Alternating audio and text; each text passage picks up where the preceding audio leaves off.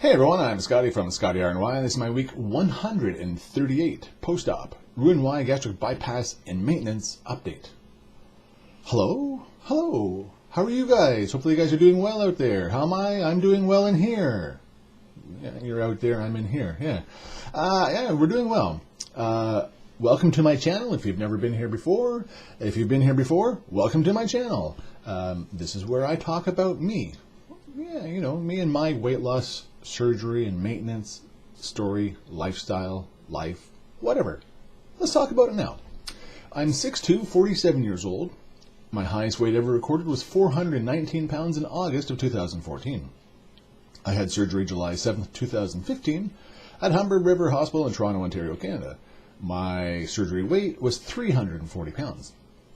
My goal weight was 219 pounds, which I originally reached my goal at week 33. Last week I was 240 pounds, and this week I'm 241 pounds for a gain of 1 pound, making my loss from surgery of 98 pounds and a total loss from my highest weight ever recorded of 177 pounds. I had a gain. Oh well. Do I know why I had a gain? My game plan? No. Why did I gain weight? Well, why do we gain weight?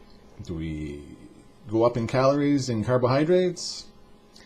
Is it fluid retention? Is it muscle mass? Is it anything or all of those above or below? So I'm up a pound and I'm not completely worried about it. I should be concerned about it, but not worried about it. And I think that's where I am, because again, I am in maintenance and I'm trying to convince myself that even though, yes, you know, I want to lose a few more pounds, but I'm still maintaining. And that's the key thing, right?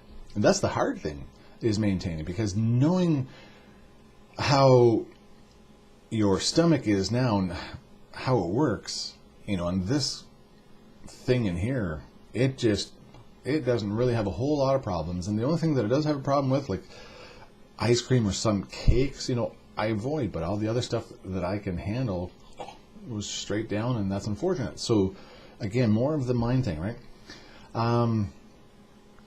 Addiction, because that's what it is. It's a food addiction. And I've talked about this before, and I'm talking about it again today, and I know I'll talk about it again in the future, because more and more I come to realize that, you know, I'm a food addict, and some of you out there might be as well.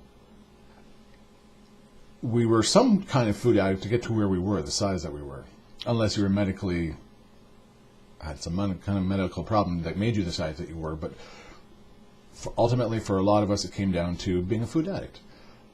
How do you get rid of that addiction?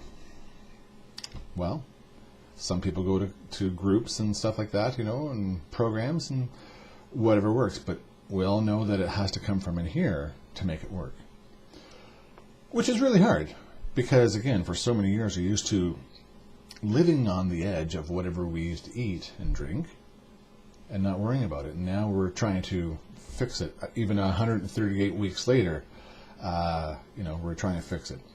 If you take in consideration 40 plus years of bad eating and into how many weeks, I'm not really sure. And I'm only 138 weeks now, post-op. Yeah, you know, that's where it is. One thing though, here's a little something that I was reading up on when it comes to addiction. When it comes to facing strong enough immediate consequences, anyone can stop or cut back. So strong enough immediate consequences. At what point do we get to where we realize, oh my God, I better change. I need to change.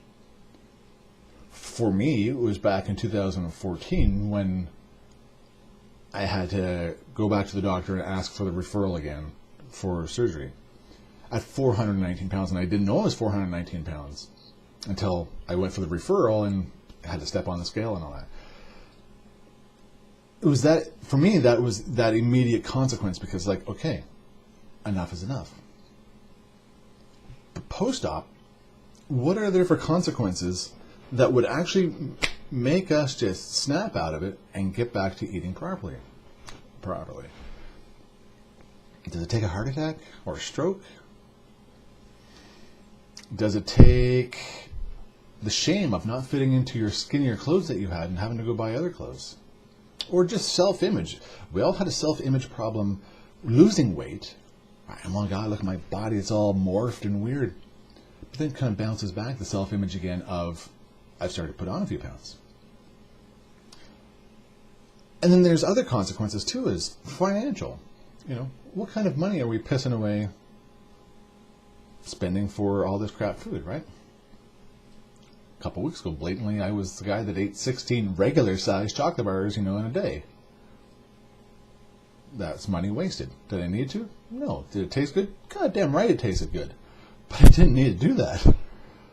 And that's part of the addiction. So there's these consequences that we have to realize for ourselves, that at what point do we get to there that we need to actually make that change? I know, obviously, I'm not there yet because I haven't changed. I'm wanting to change. And that's all part of the process of changes, right? I know I need to, and I want to make the effort to consciously, go to try and do what I can to change. What is your consequence out there? What do you think yours would be? If you're struggling and you want to get back on track, let me know in the comments below, what would it take for you to get back on track? What kind of consequence would it take? What can you do to avoid that consequence? Be proactive. Let me know down below. And another thing too is, we all slip or have, whoops, I accidentally ate 16 chocolate bars. Whatever our issue is, right? But it's better to recognize and accept it and plan for it than to just blindly go and think it won't happen. Because sometimes we do. We put on the blinders. That, you know what, that's okay. I can eat this and I can eat that. And we need to recognize that and then, plan for it, right? And that's true. That's so true of what that means, because there's so many times where we might just, but, for me, I know I'm walking around with my eyes wide shut. That's what it seems like. So back on track, right? Not perfect. No, not perfect. But again, more and more and more, when I'm looking into this whole addiction thing, I haven't nailed it, no. But I'm thinking more about it. And about the processes of getting myself better. And that's the start. So that's what I'm doing. Every week, something new is coming up that I'm just trying to figure out with this addiction. With some help. And someday, I will either moderate everything that I put in my mouth or abstain from it. Abstaining is going to be really hard. And moderating can be challenging as well. But there's got to be a fine line somewhere. And again, to what consequence does it take to get to that point of moderating or abstaining, right? Right. That's that. Whew. No fancy foods or anything like that made this past week. Nope. And otherwise, still going to the gym, when I can, and working 1,000 hours a day. Other than that, everything else is just peachy keen. Really, again, as challenging this is, it is so much mentally challenging. Yeah, actually, you know what? It's so really challenging. It really is, right? But the life that I live now, and that challenge up here, and having to watch what I'm eating, realistically makes so much better sense than what I was before, when I didn't give a rat's ass, and I just put anything into that cake hole, and that was it. So I'm glad. I'm not glad that I'm struggling. Am I struggling? Yeah, sure. But I'm glad still for what I've done, and it's making me think healthier. And I am making efforts to be healthier. And hopefully, if you're going to go through this someday soon, or even if you're new to this, or if you've been through this for years and years and years, you can reflect on this as well, that I think ultimately for a lot of us, we are better where we are now. Struggles and all. Right? Right. And if not, I'm sorry that you have to go through that. For me, I go through it this way. Anyways, that's it, everybody. thanks again to my subscribers. I appreciate your support and the comments that people. Yes, so last week it was relapse. Thank you for those that commented on that. I went through a relapse, and I'm sure we all do at some point too.